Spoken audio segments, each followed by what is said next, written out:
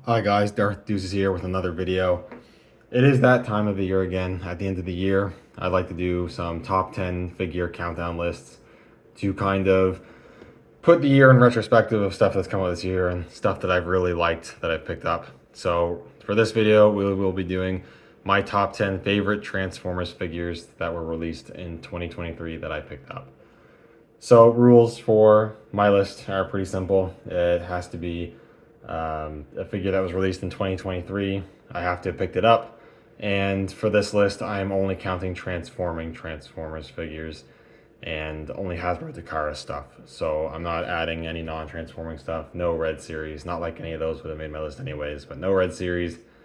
No 3-0. Just Hasbro Takara stuff. And just keep in mind, this is just my personal list. I'm not saying that these are the 10 best Transformers that came out in 2023. Objectively, these are just my 10 favorites for just varying reasons. Whether they're just really cool figures to me, the characters are really enjoyed, etc., etc. But in front of you are not my top 10. These are honorable mentions, let's say, just a collection of figures that didn't quite make my list, but I still really liked this year that I think were worth shouting out. We got a lot of really good stuff from Transformers, Hasbro Takara from Transformers again this year. It feels like every year they're just on a roll with this line. They give us tons of great stuff, and I feel like this has been one of their best years, at least for me. Tons of stuff and a ton of characters that I personally really wanted to see made it in the line, and I'm sure many others did as well. But we got, I think, like 3 different lines giving us different stuff. We got the Legacy Evolution giving us awesome figures. Studio Series / Studio Series 86 gave us a tons of great stuff, especially considering we had the new Rise of the Beast movie to give us new figures for that, as well as even new movie line figures. But with Legacy, some great stuff. We got stuff like Bombshell here, who was my favorite Insecticon, and they gave us, I think Shrapnel came out this year too, so we were able to finish up the Insecticons in deluxe class, which I really like a lot. It's just this figure, it's just not like cool enough, I guess, to make my list. It's a very cool figure, but he's also very basic, which is perfectly fine. But that kind of kept him off the list, but I really like this figure a lot. One of my favorite deluxes of the year. Got to give a shout out to Hotshot. You'll see my bias towards Armada in this list, but Armada was my G1 growing up, so getting modern, completely newly tooled figures of those characters that I grew up with and that introduced me to Transformers is just so awesome.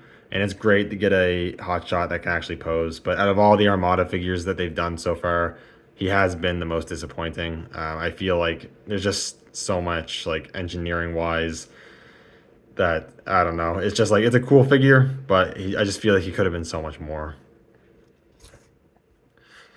And then we got other stuff here from Legacy.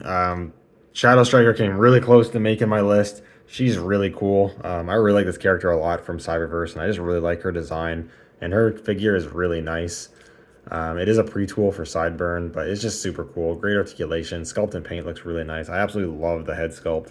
The car mode's really cool. The transformation is nice. The accessories are decent. Really solid deluxe. Unfortunately, a little spoiler, no deluxes made my list. Oops. But if a deluxe was going to make my list, I think Shadow Striker would be the one to make it. She's super awesome. She came real close. And then other figures, leader class wise, I don't know why. I really like the Skyquake Dreadwing mold. I really like that design for Transformer. And the characters themselves are really cool. I think the mold's just really cool. Is it worth the leader class price point? Probably not, but I just can't help it. I really like those figures a lot. They came close to making the list, but they didn't quite. I think another kind of sleeper figure as well is Leo Prime. Leo Prime is super cool. I have no attachment to the character whatsoever, which is probably why he doesn't make the list. But he's got nice paint, nice sculpt work. He's probably got one of the best beast modes I've seen on a Chug figure. Good accessories, good articulation. He's real solid. And then we got Studio Series stuff like Bronze, really nice. It just wasn't enough to make my list. The Studio Series Rise of the Beast Bumblebee surprised me, actually. He's a lot better than I expected him to be. Great articulation, sculpt, and paint for the most part is really good. I had to touch him up a little bit, but overall he was really solid.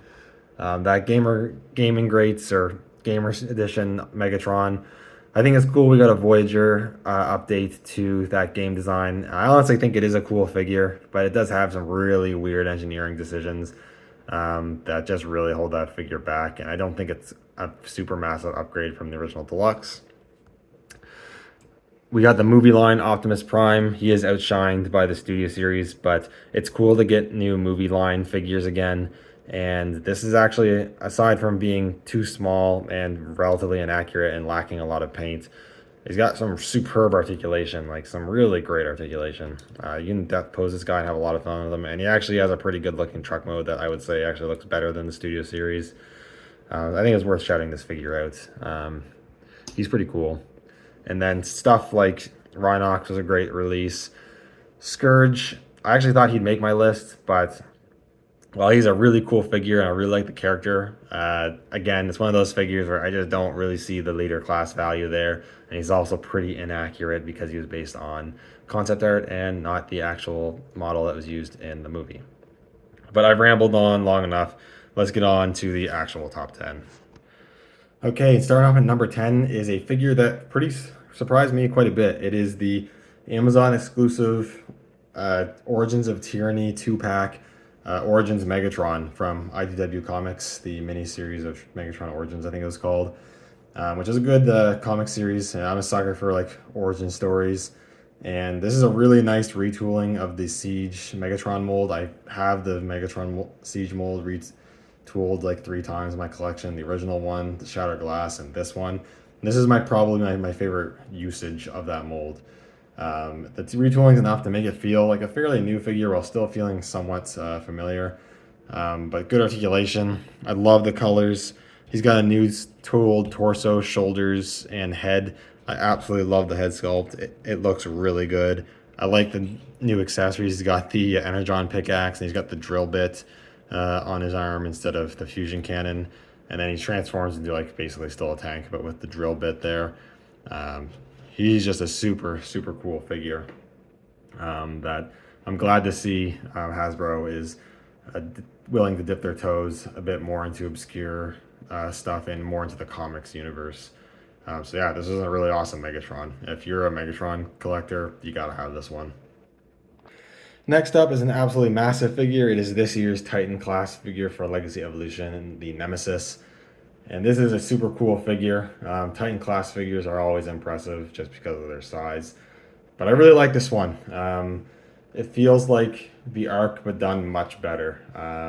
The vehicle mode, the Nemesis mode is really nice. The robot mode is really nice. I really like this original design for the Nemesis robot mode because it's just something, as far as I know, something Hasbro just came up with. It's not a pre-existing design. I think they've really cooked with this design. It looks really super cool. The articulation is really nice on this figure actually as well. Titan classes can maybe be a little clunky a bit with articulation at times, but you can do some really cool stuff with this figure's posability. I like the accessories and gimmicks for the most part. Her Evo Fusion gimmick is kind of one of the lamest ones I've ever seen, with just little wings becoming tiny axes that make no sense. She's got the battle masks feature, light piping. Yeah, really great. She's very high on the list though because it's ultimately not a character I had to have in my collection. I got her on sale, and a Titan, in my opinion, a Titan class's biggest strength is also its biggest weakness, and that's being the size. Titan classes let you have massive figures that's super cool and impressive on the shelf because they dwarf all your other figures. But being that massive also means they're not really that fun to handle because they take so much effort. And they're just so big and kind of unwieldy to just kind of pose around, where it's kind of like I mess with it for a little bit and I just kind of put her in a pose and put her on the shelf. That's perfectly fine, but it just kind of like affects the fun factor in my book anyways. But she's super cool. If you're considering it, I wouldn't get her on full price, but if you can find her on sale, I would definitely pull the trigger on this one. But she is my number 9.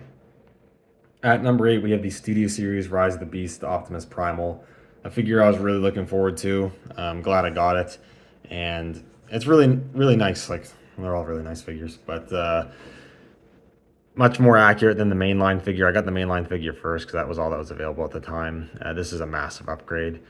At leader class, he is more so size-wise a Voyager, but there's a lot of extra engineering going on, articulated fingers, features like that. Opening mouth in gorilla mode is really cool. The sculpt and paint's really nice.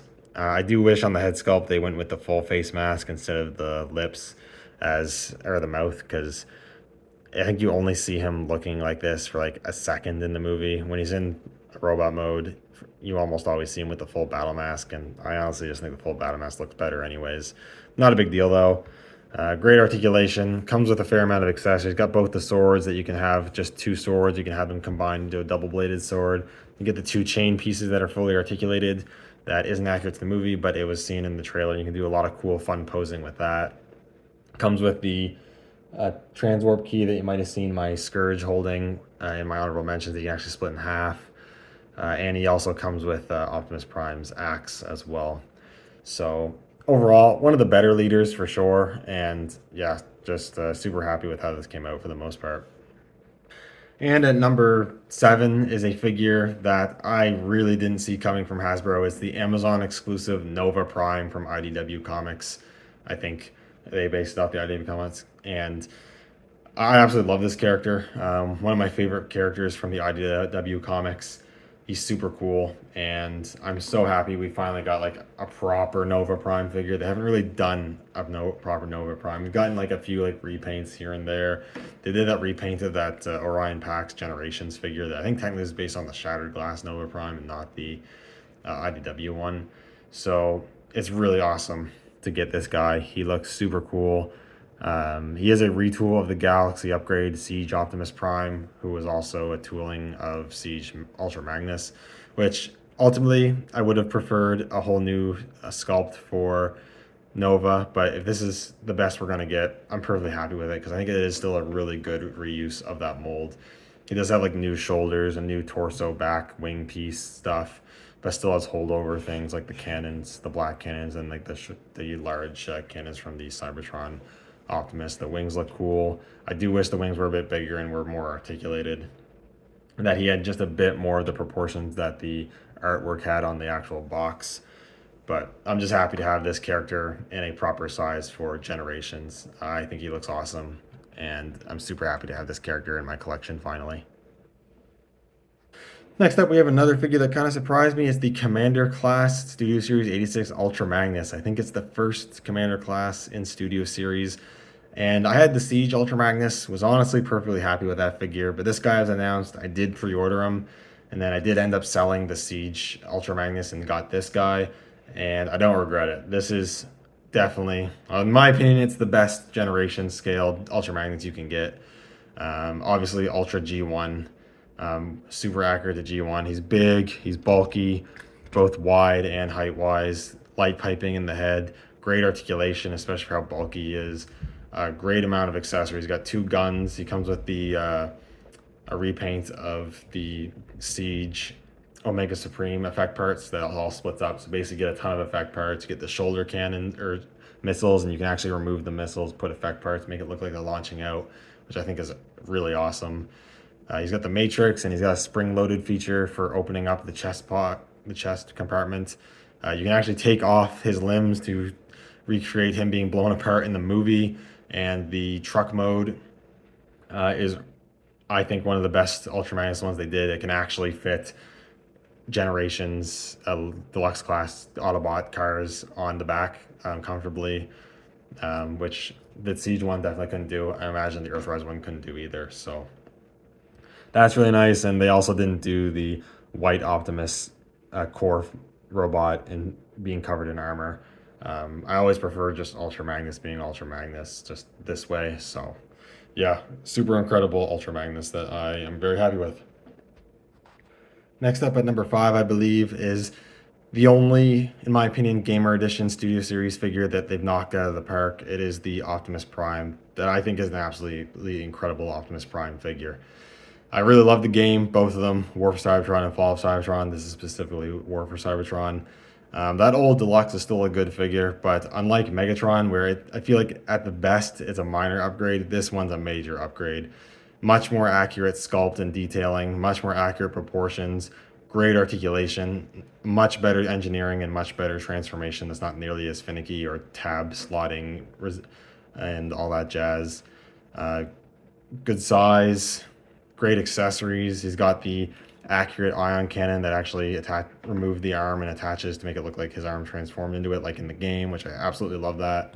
Comes with a big old energon axe that actually has a few different configurations you can display it in, which is great. And he even has an opening chest compartment with a removable matrix of leadership with some really great sculpt detail. And I honestly wasn't expecting them to have that feature. I didn't think he was going to have an opening chest with a matrix, so that's super sweet as well. Truck mode is really nice. Only real complaint with truck mode is that you can see his hands in the back because they didn't close it up, which doesn't bother me personally, but I know some people had an issue with that. I don't know. I don't think it's an issue, but I kind of get where people are coming from with that complaint. But overall, yeah, it's probably honestly, one of my favorite Optimus Primes in my collection. They did a really, really good job on this one. Next up, we have another Optimus Prime. It is the Studio Series Buzzworthy Bumblebee Rise of the Beast Optimus, which I was lucky I actually found it. This is a Target exclusive in the States, and Target exclusive usually make their way to Toys R Us in Canada, and I got lucky. I checked the website at the right time. He was in stock. I ordered him. The order went through, and I got him. It wouldn't have been a big deal. They did, a company or whoever did end up making a knockoff that technically looks better, has better paint, but I'm glad to have the official release. It's a really incredible Optimus. It's probably my favorite Studio Series movie Optimus Prime. The sculpted detail is excellent. The proportions and size are much better than the main line, and probably one of the best proportioned Optimuses from the Studio Series movie figures. Articulation's incredible. It's a really well articulated figure. This guy is super fun to pose. The shoulders are a little wonky, but they don't bother me too much. The accessories he comes with are all right. I really like the arm blade. He does come with the hand cannon attachment, which is more accurate than the mainline figure, but it is still too small and not super accurate to the film, but it's not too bad. And then if you get Primal, you do also get his axe, which I think looks really nice with this figure. Painted it pretty decently. I will say it could have used a little more paint, but not too bad. The only real downside of this figure, aside from it being really hard to get, is that the truck mode's not really good. I mean, the cab looks good, but then the back looks absolutely horrendous. And I definitely think they probably could have engineered that better. I don't know why they didn't, but I mean, I'm not going to display them in truck mode anyway, so it doesn't really bother me too much, but I do see the criticism there. But yeah, I absolutely love this Optimus. He is probably one of my favorite Studio Series figures, at least at the moment. I've had this guy on my desk for a long time. So yeah, that's number 4.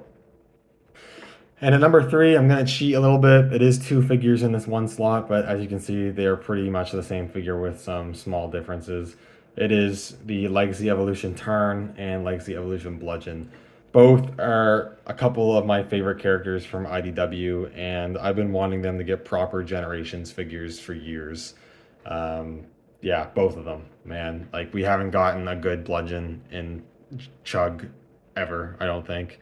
And Tarn's never gotten a mainline figure, so it's awesome getting both these characters and them getting such good figures. Tarn, just absolutely excellent. No kibble, super clean. One of the best articulated Transformers figures I think they've released to date. I absolutely love the articulation on this thing, and it's just taken to the next level with Bludgeon, believe it or not. Honestly, also has one of the better Evo fusion gimmicks, the double-barreled fusion cannon. You can have it like normal on his forearm like it is in the comics, but you can do a bunch of stuff with it. You can mount it on his back, give him shoulder cannons, you can split it apart, give him 2 handheld guns or 2 wrist-mounted guns, or give him a longer rifle. You get a lot of options there. The tank mode's clean, the transformation's nice. My only real complaint with Tarn is I kind of wish they gave him the removable mask and had his normal robot face underneath, but not a big deal because I would display him with the mask on anyways. And then Bludgeon, I think, takes it even further with this really awesome, very colorful paint job, a super sick new sculpted head that I absolutely love, and a new sword accessory. You wouldn't think a new color, a new head, and a new sword would make much of a difference, but it does, man. This guy is, I think, even funner to pose than normal Tarn, just because with the sword you can do so many cool things with this figure. So many crazy poses you can do that, you know, it's kind of crazy you can do with a Transformers figure. Like I'm just kind of doing a basic thing right now, but you can do tons of awesome dynamic poses with this guy, and they look super natural, and it's easy to do as well. Figures can have a lot of articulation and not be super easy to pose. That is a thing that exists. But this guy, he's got a ton of articulation, a ton of range of movement, and he's easy to pose. Like the bend in the knees, and then being able to still be able to balance and get all this cool stuff. Like this guy is so awesome, man. Unbelievable. I never thought. Originally I wasn't sure how I felt about Bludgeon being mostly just a repaint of Tarn. And I do wish they would have done a little more tooling in the sculpt to give him a bit more samurai kind of motifs going on, maybe in the shoulders and the torso. But overall, it's an absolute winner. But they're both in the slot because they're both pretty much the same. I like them pretty equally. But if you had to twist my arm and I had to pick just one, I think I'd actually go with Bludgeon. He is just, I had so much fun with that figure. I had a lot of fun with Tarn too, but I had even more fun with Bludgeon. I gotta be honest.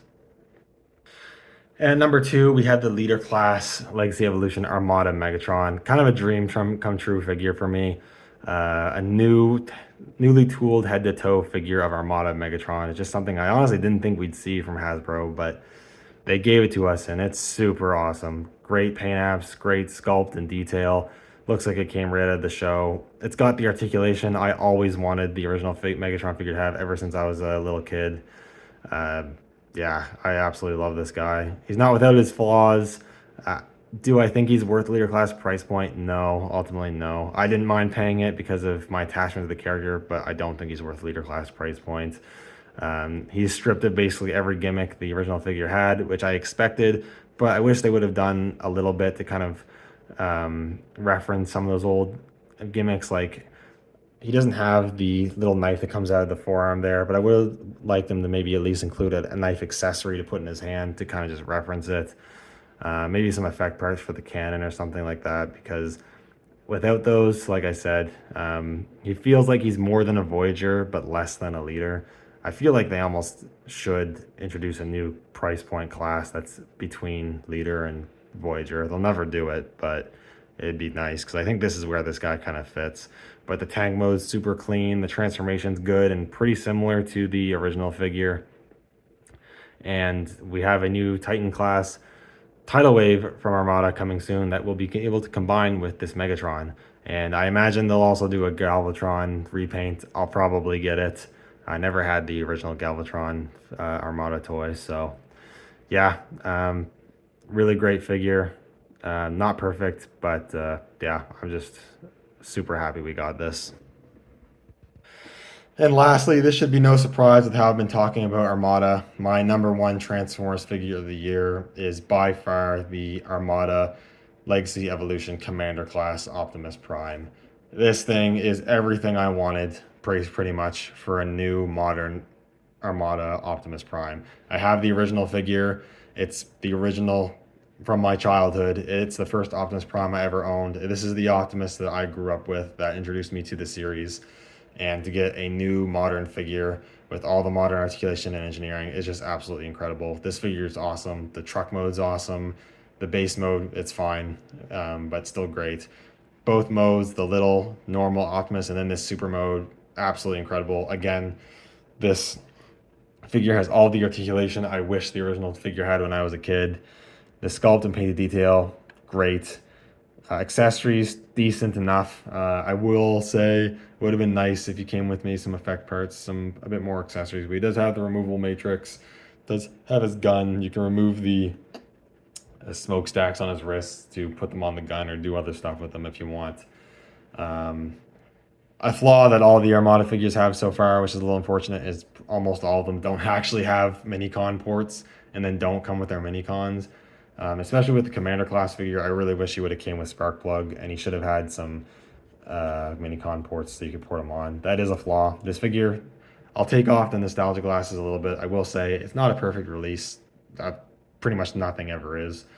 But yeah, this is pretty close to as perfect as it could have gone. I absolutely love this figure. It's one of my favorite figure releases of all lines of this year. So you'll probably see him again in another video. But yeah, absolutely love this guy.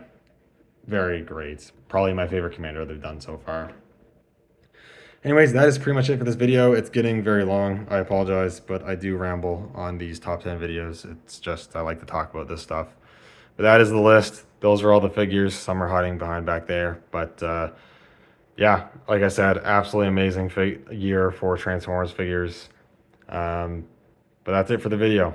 Thank you guys so much for watching. Let me know what your guys' favorite Transformers figures were of this year. I'd be interested to know. But yeah, that's pretty much it. So thank you guys for watching again, and I'll see you all in the next one.